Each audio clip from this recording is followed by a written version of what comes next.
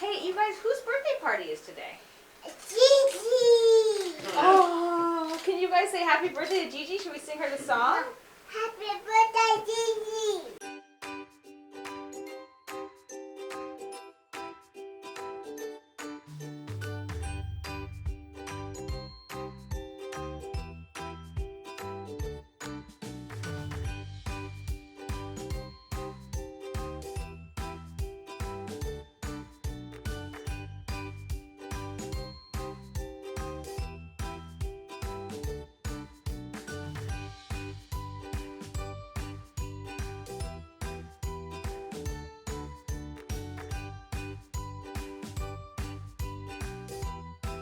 Thank you for being the best mom, the best role model, the best grandma, the best mother-in-law, and the best great-grandmother. When you used to babysit for us and you would fall asleep, and we one time dressed you up like a clown while you were sleeping. And we painted your face and we decorated you and you did not wake up, and in retrospect that is not a very good babysitter move to let a 4 and 6-year-old completely dress you up and paint your face. But we had a good time. Yes, but we did. Happy birthday to you. Happy birthday, dear Grandma. Grandma, Mom. Happy birthday to you. Steve and Sherry and I and Alan want to welcome you all to our home as a family. Oh, I get to move in? Yeah, you can, and you can pay the bills. And then we're beyond honored, beyond speechless that you all made an effort to get here. It's going to be so memorable for my mom, and I wanted to thank you all personally, and Sherry for everything she does, and my brother for staying out of our way. I have mastered nothingness to it. And my husband. And Clara is the top of everything. She's a great mother. She's a great mother-in-law. She's a great grandmother. That's not official. Great. Great grandmother, and a great friend to all you people. So, all my best to her. I really feel so lucky in life. Started out with nothing really, and to get a family like this, I have 2 wonderful children.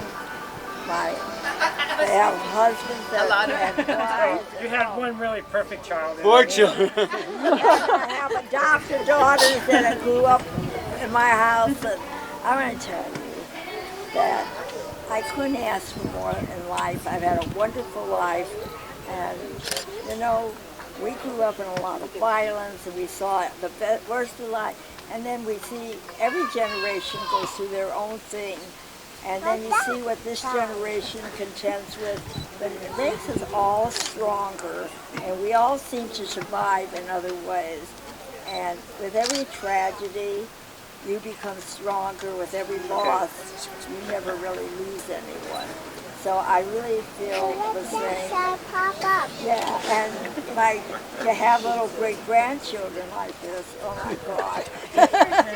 And Jennifer calls me, and she really is my best friend. Jennifer calls me all the time. But anyway, I really want to thank all of you for coming. And even though I didn't want this big party, as I really kept arguing, but I knew I'd have one because I know Steve and Anita. They never listen to me anyway, so. Let's all promise to be here for her 100th. You've been the best grandma ever, and I think I speak for all the grandchildren. We love you very much. You've been a constant in our life, and we, like Alan said, we can't wait for the 100th, and we love you very much. And happy birthday. Well, this is quite a treat. I doubt if I'll see any of these people again in my life. Where are you sitting, Rowdy? Here? It's something I'll never Okay, I'll go on. forget.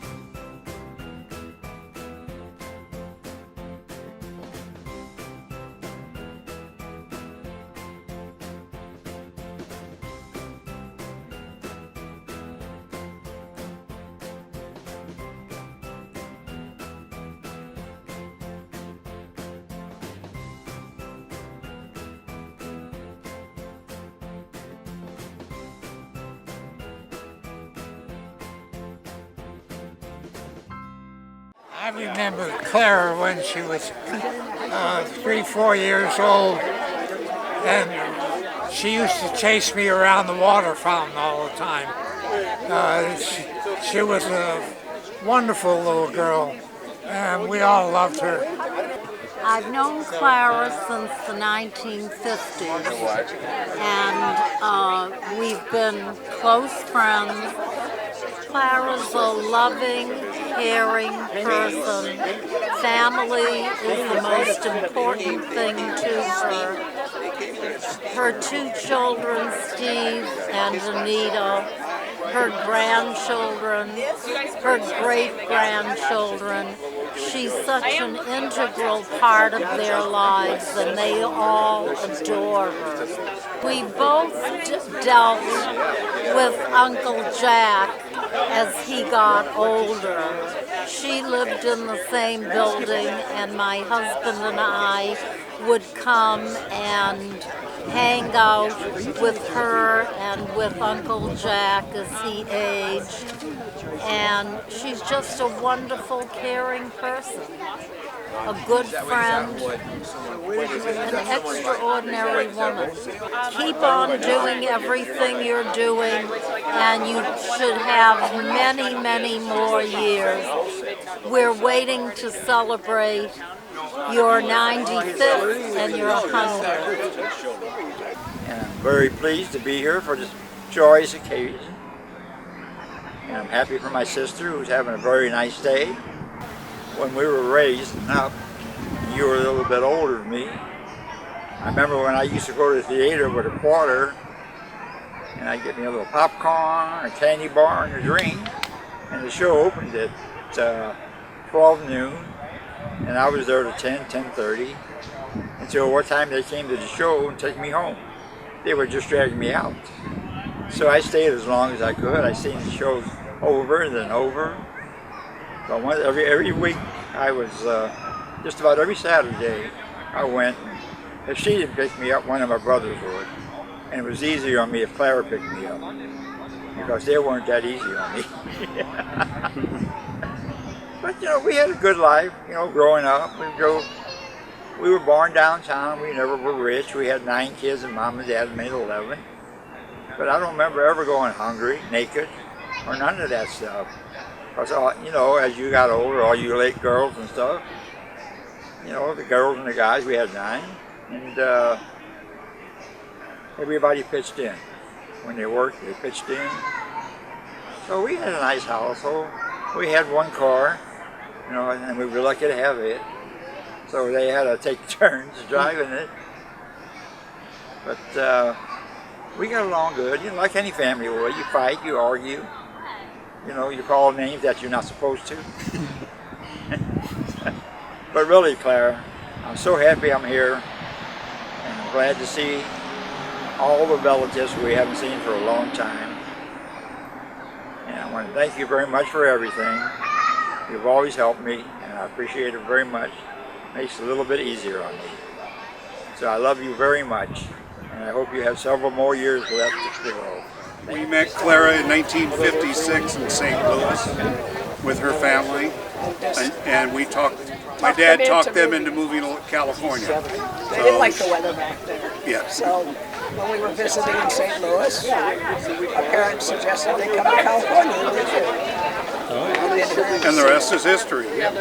Clara to be the most wonderful person, very caring, very giving, very honest, very warm, and I love her. She's great. It was the same day that I first met Anita and Alan, and I went over to Alan's condo on Ocean Ave, and I met her and had dinner there, and I had her veal chops, and I got to meet the matriarch of the family. She's smart, she's sweet, she's funny, she's spunky, she's just awesome, and she made me feel very welcome from the very first minute I met her. I just remember her, when I first came into the picture, she was still working at Anita's office, and I remember coming into Anita's office right off of Olympic, and I remember her kind of running things, you know, in the office, do this, do that, you know, being the boss that she is, and it was it was amazing to see her in her business element, and she's just a special lady, and I feel fortunate to know her, and I know how important she is to Andy, and she's literally the best great grandma to our kids. She makes them roar with laughter, and she's always tickling them and telling jokes, and she's just the most amazing woman, and I feel blessed to be a part of her life. Aunt Clara is my grandfather's sister, and I never met my grandfather, so Aunt Clara has always been very special to me.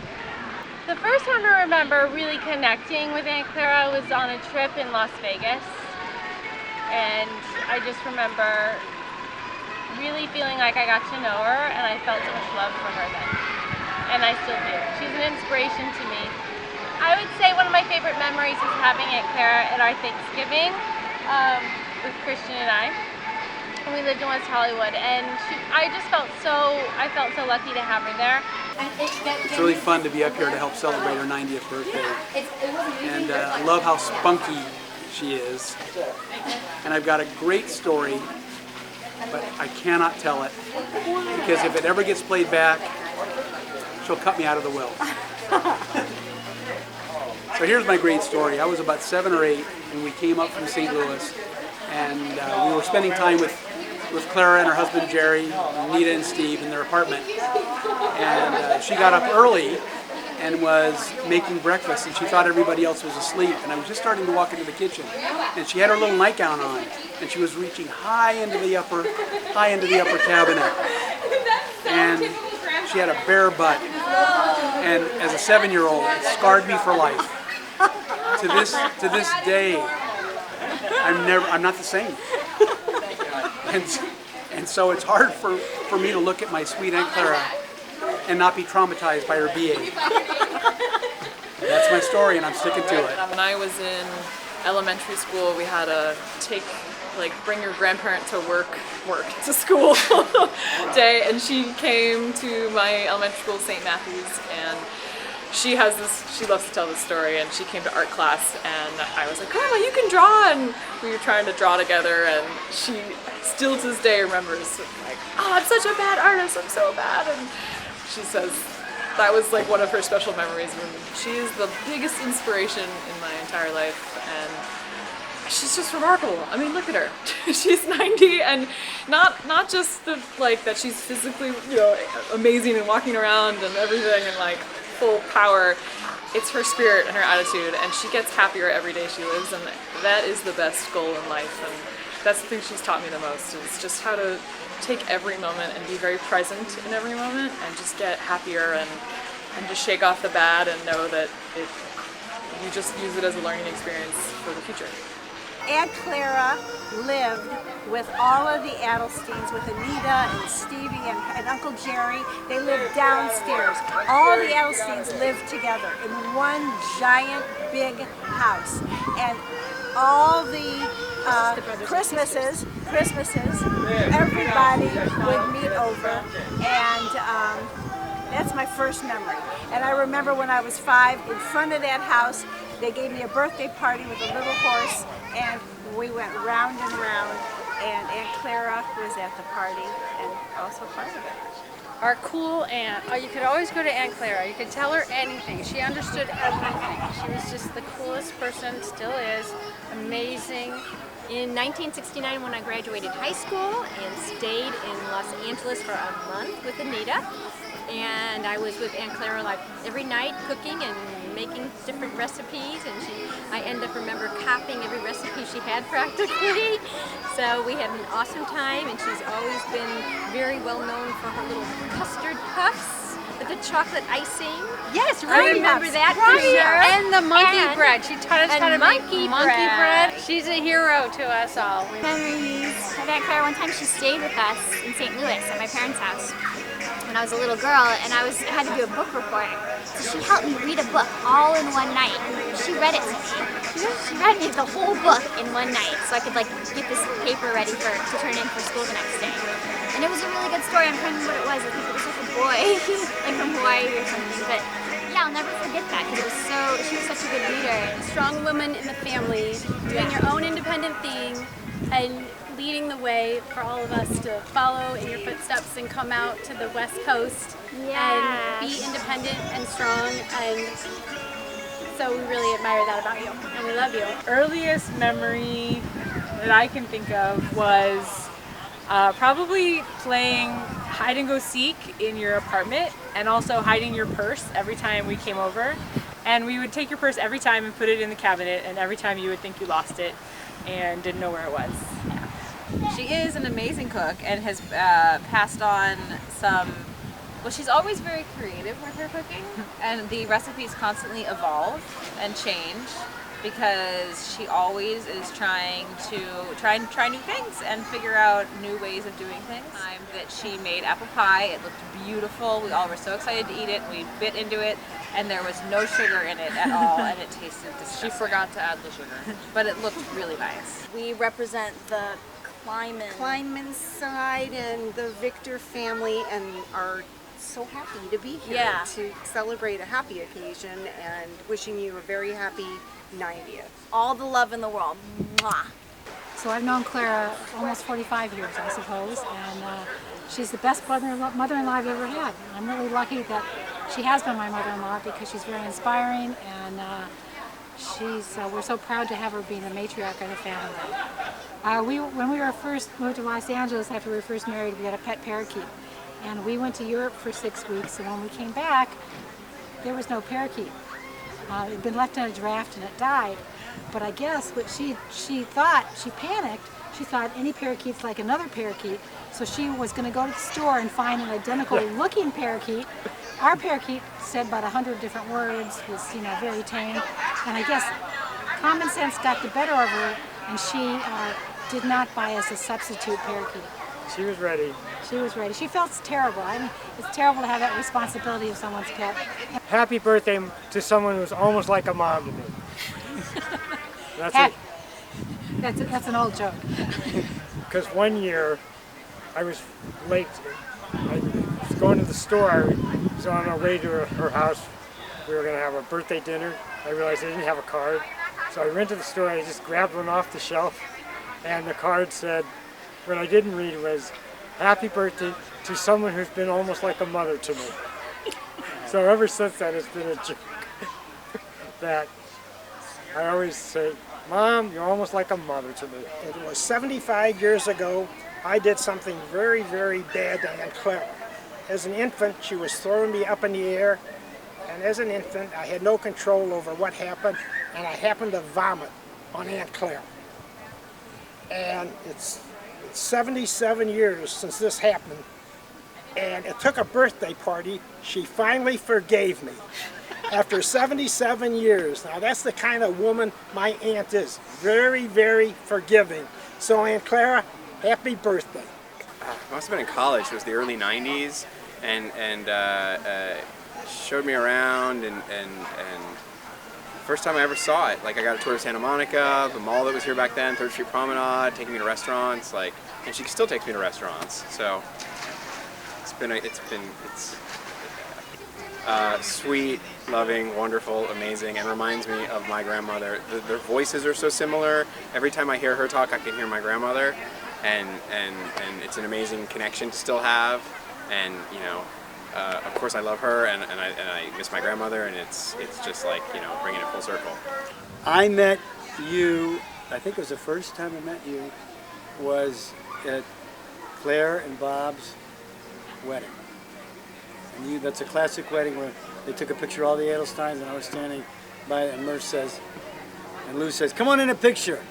And you said, come on in a picture. And Murph said, no, he's not an Edelstein, get him out of the picture. But anyway, and I've always regretted that he wasn't in that picture. I was in the picture. No, you weren't. Oh, I wasn't. You were not in it. I wasn't. I thought I got in that picture anyway. But for years, Rob and I felt so close to you. We came out to visit you and Jerry. When I remember we stayed, where was that place we stayed? At their condo in, I think it was Santa Monica, when cable just came out, and you said we got this great cable TV thing, and you just go like this, you go through the channels, 1, 2, 3, and it's like this new thing, cable TV. And that was the first time. Which is funny because when I was a young kid, all the Edelsteins came over to Aunt Rosie's house, my aunt, and the first time I ever saw color TV was at my Aunt Rosie's house, her sister. So ironically, technology is something that I remember about with Aunt Clara. But you've always been the most wonderful, loving, you are an inspiration to all of us because your positive attitude is so incredible and so wonderful. And we're so happy to have helped participate in this wonderful occasion for you. The one I remember that I don't want you to ever forget was the day I came home and the police were surrounding our apartment all over the front. And I walk in after school and I say, and you were home in between one of your jobs because you worked 3 jobs a day and night and never stopped working, but you were screaming and crying and I said, what's the matter? And you said, somebody stole your car. And you called the police to fill out this report. And I walk in and I say, Mom, your car is parked right over there. It was a new car and you forgot what color it was. And you thought somebody stole your car. And it had nothing to do with being old. You were young and you're still goofy and young and beautiful. And I love you so, so much. Clara, I remember Anita and I were driving behind you once. And I just said to your daughter Anita, look, there's a car ahead of you with there's no driver because we couldn't even see you. So that's really a true story. Probably her getting lost driving around the block, trying to drop me off at school, or misplacing her purse. She would do that all the time. And another one is her putting a mix of oatmeal on her face, giving herself her own facial. Those are some good memories. Doing my heritage book with her, my school. Making veal chocolate. Oh, louder, they say it louder. Making veal chocolate. Making veal chops, she said. That's a good answer. You know, I have lots of memories visiting. The first time I came to visit Britt's parents, I remember meeting Clara and understanding that she was the boss in this family. And I have vivid memories of chocolate cannolis the first time I had those. Yeah. Her favorite, her specialty. Yeah. I, probably my memories are of her special recipes. Maybe her health shake, which was, I don't remember everything in it, but pumpkin pie mix, cocoa, Diet Coke. I'm thinking, well, that's interesting, and that she drank it and enjoyed it, but she didn't like pumpkin, and she really, so that was, Diet Coke made that better, so, no, it's just her, she gets ideas and she latches onto them, and it's fantastic to just watch her run with them. Yeah, we love how whatever she's into at that moment is the best thing that has ever been. Like, it'll her change your life. enthusiasm and passion for whatever she has just discovered is always infectious. Yeah, and pretty soon you're convinced that that is, like, Diet Coke pumpkin smoothies really are the best thing in the world. It will change your life. I'm here today to wish her a very happy birthday. And I hope she has many, many more. I want to say happy birthday, Gigi. You're amazing and I love you, and I hope we have another 10 years and soon we're celebrating your 100th. Love you. Yay! Happy birthday, Clara. Happy birthday, Clara. In 10 more years for 100. Very happy birthday and many more. Happy 90th. And we hope to be at the 100th. Happy birthday. Really, really happy big birthday. And I can't wait for the next one and the next one and the next one and the next one. Happy birthday, Clara. Happy 90th. We love you. Love you. Hi, Clara. I just want to wish you a happy 90th birthday. I'm so proud of you. You're doing amazing. You look so good. And I can't wait to see you on your 91st. Happy birthday, Aunt Clara. I love you. Glad to be here. Happy birthday, Clara. We love you. Happy birthday, Grandma. We love you. So we love you, and we're so happy we could share this time with you. Happy birthday. Happy birthday. Many, many, many more. Yes, love you. Happy birthday, Clara. Happy birthday! Happy birthday, Clara. We love you.